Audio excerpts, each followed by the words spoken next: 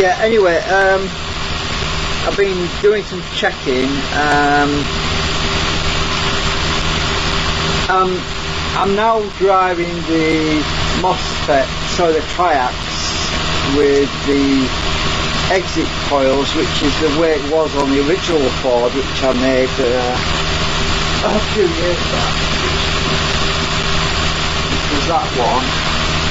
So that was a single channel triax. Now obviously with 8 triax, it's 4 channel. It's cut out again because I was doing a test with a higher voltage. So because I'm actually on the original board, the biasing resistor was about 4.7k. I think that was about, yeah, it looks like a 4.7k. Let's check that.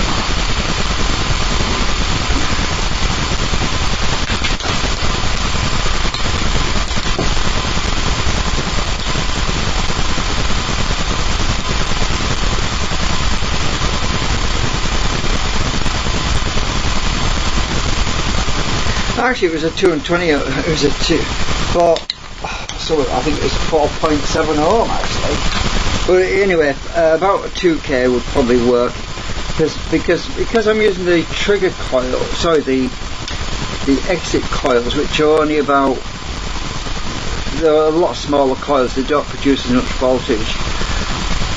And because I'm triggering the triax on the other side, I have to change all my 10k resistors on here because they're too high, so I've got to drop the value down because I've got my trim pots right all the way fully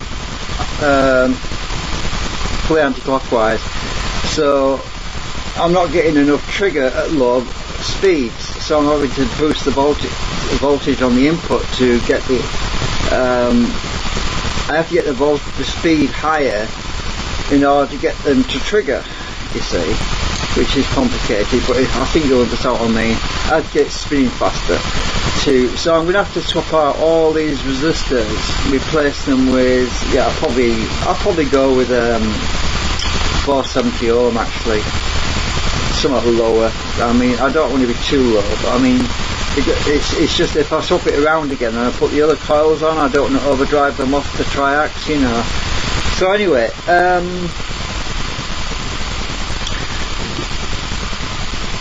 I have been getting a better response on the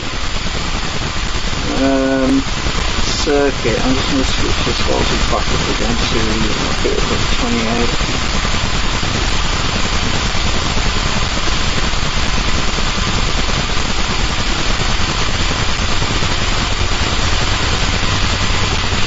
Right.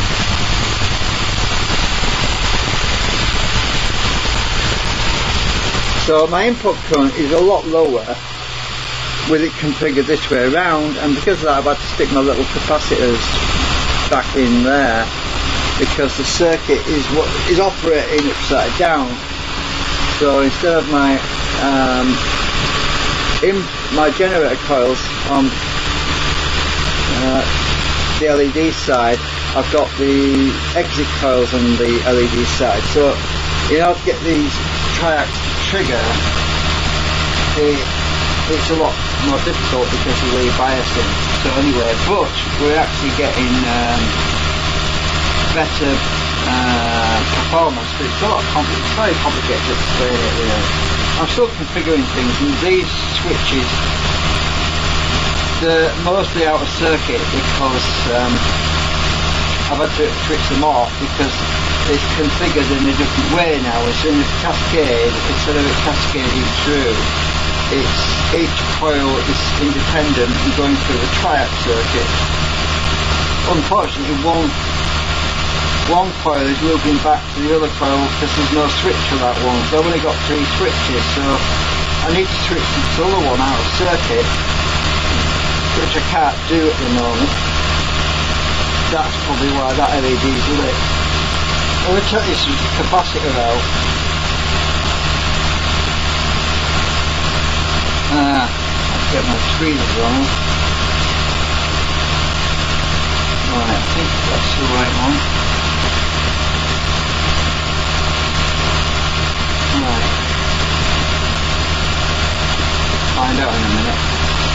I'm looking at it all upside down right now, so it's confusing.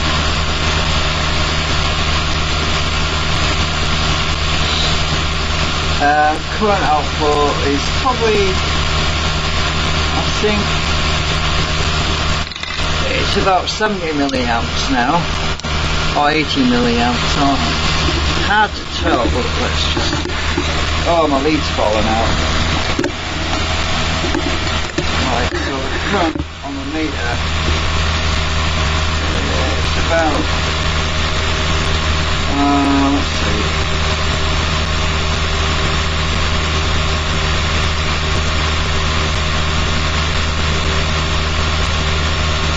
75 milliamps. Yeah, so it's about 75 milliamps at the moment on that, which is all better than the 50 or below 50 I was looking earlier. I'm going to knock my microphone. If you hear a loud clatter, that's sorry about that. I'm just trying to put my meter back without knocking the microphone.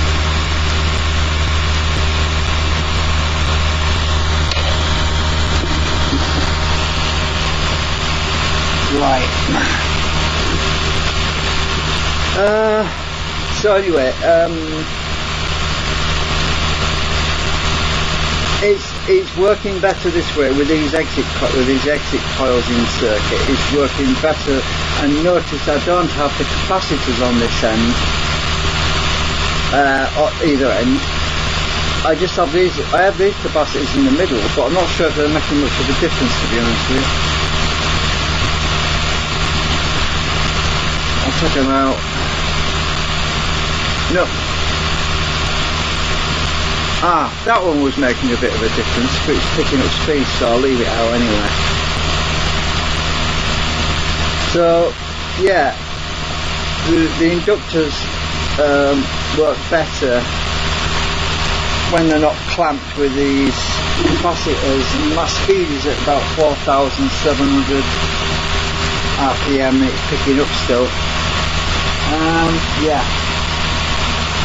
So anyway, what I'm going to do is I'm going to change out these resistors. I'll show you what I mean. Where's mine?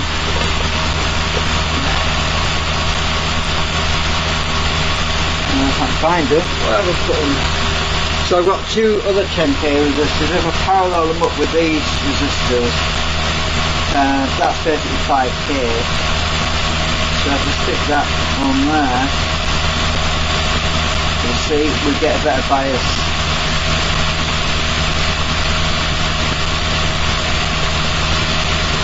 See what I mean? So I'm going to have to swap out all them 10k's.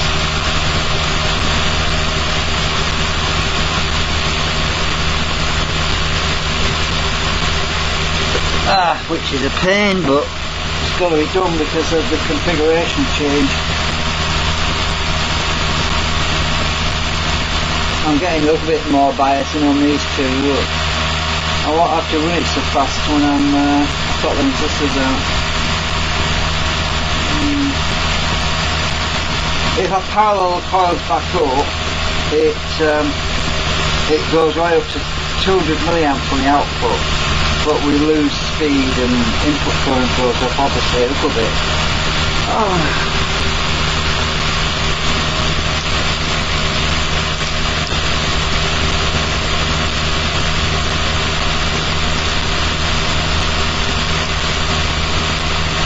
So anyway, I thought I'd come back and just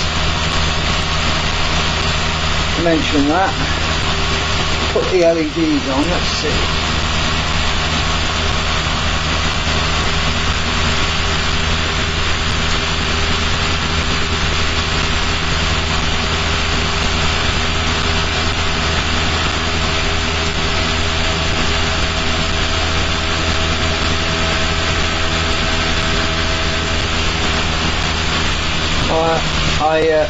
I've hit my current limiting threshold, my supercapacitors have discharged on me. Anyway, yeah, just a little live stream update. Anyway, I've got to sort this lot out. We'll come back in a few days, and well, when I feel like coming back on and doing a bit more. Yeah, because I've got to unplug all this lot now and sort them resistors out.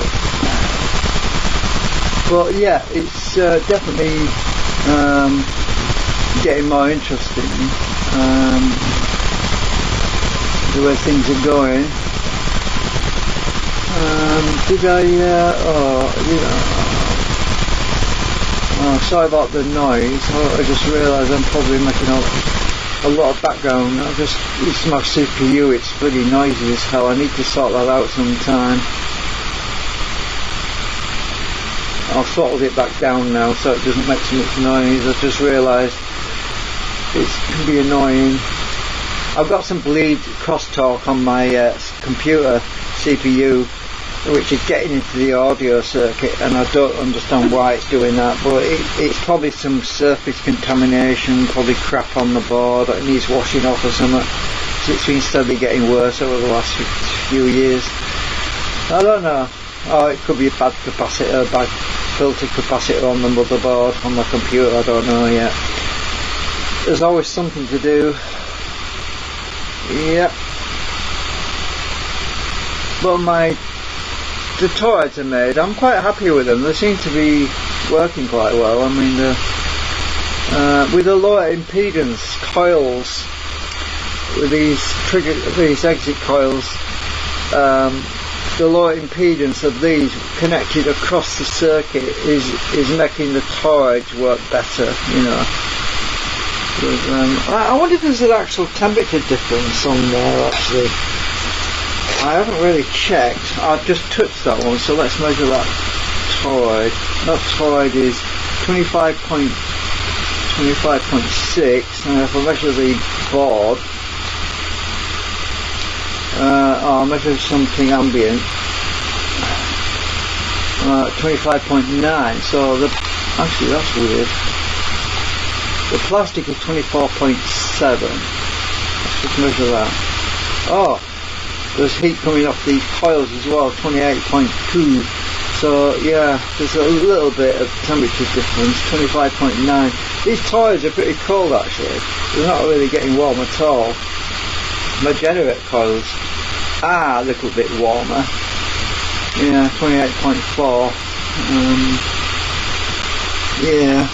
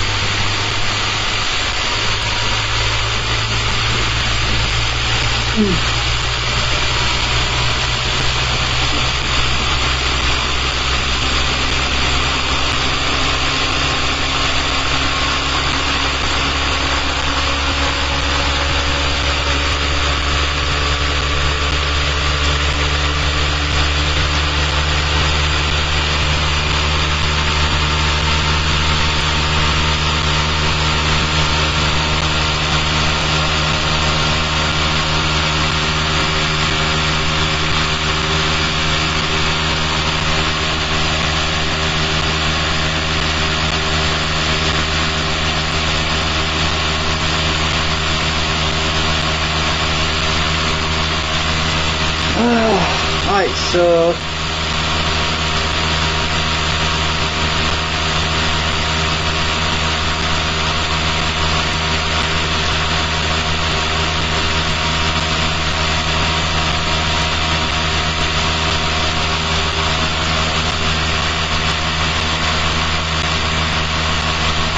think that wire's loose actually on that one.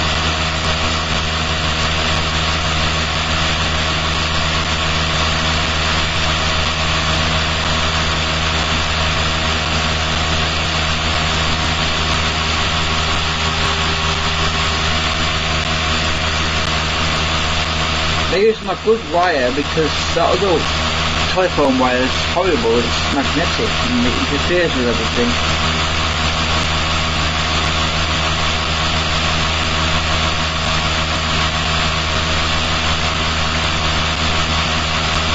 So we're 4754, let's see if I've got swapping these around a minute. I was going to disappear, but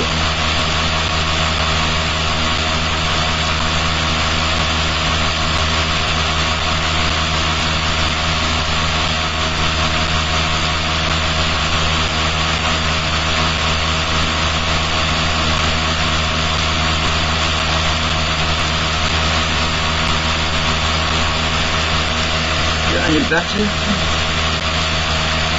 Looking 4759 speed, stopping again. Not really making a lot of difference that one. Swap it around again.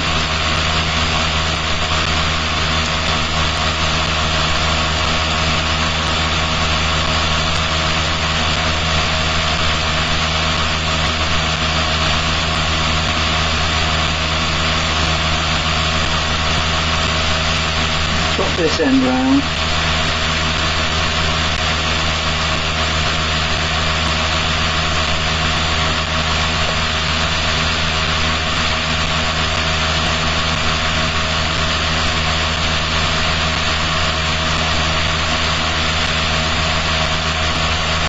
What meant was different swapping them round, I suppose, without the switches engaged, these things.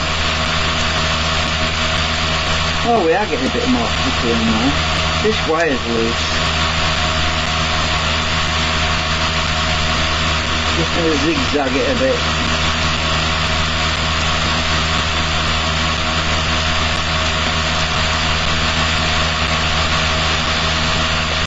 That's better.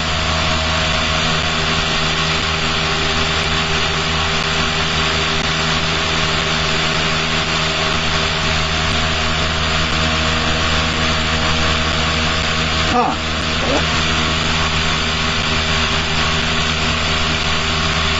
what about?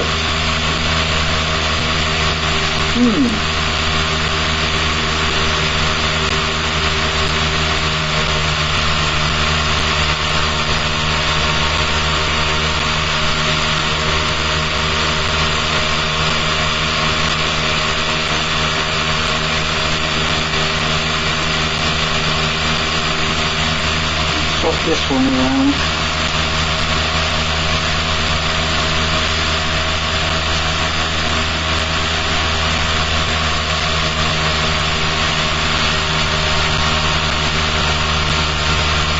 That's interesting. Current shot right up, but we've got more drag, so there's no point.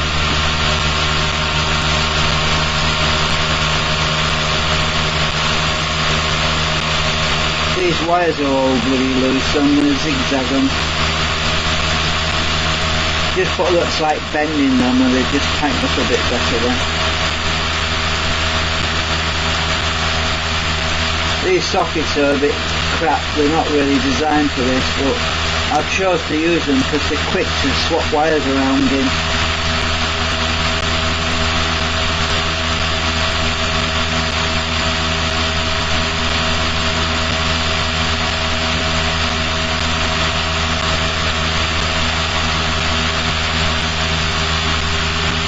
And I love to play around with my wires.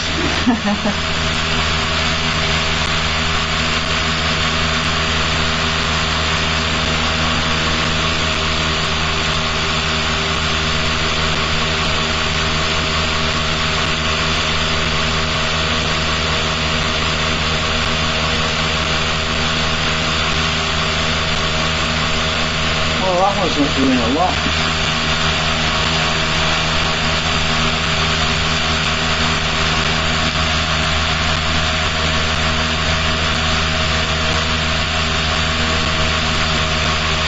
As that wire came out. These switches are quite handy. It also tells me when I've got a circuit all the way through when I push them on.